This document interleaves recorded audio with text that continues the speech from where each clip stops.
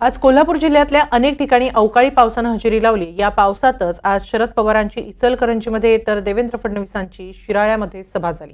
दोन्ही नेते पावसात भिजले आणि दोन्ही नेत्यांनी आपापल्या उमेदवारांसाठी पाऊस पडणं शुभ असल्याचं म्हटलंय।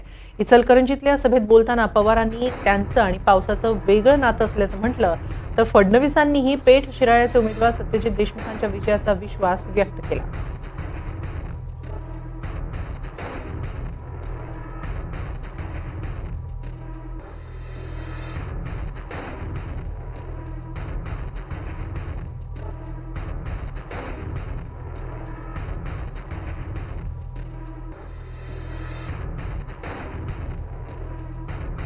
माझा आणि जाहीर सभेचा आणि पावसाचा काही संबंध आहे। महाराष्ट्रामध्ये अनेक वेळेला मी बोलायला उभं राहिलो की पावसाची सुरुवात होते आणि तशा परिस्थितीमध्ये बोलल्याच्या नंतर निवडणुकीचा निकाल हा चांगला लागतो।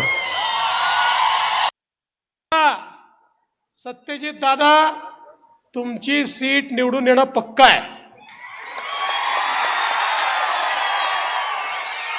का बरं पक्का आहे?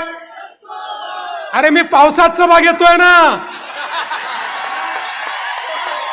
पावसात सभा घेतली की सीटा निवडून येतात। शुभ संकेत आहे, शुभ संकेत आहे। नेत्यांचं म्हणणं आहे की पावसात सभा झाली की निवडून येतात। पण मी तुम्हाला सांगतो, पाऊस पडो की न पडो, मतांचा पाऊस पडणार ही काळ्या दगडावरची पांढरी रेघ आहे।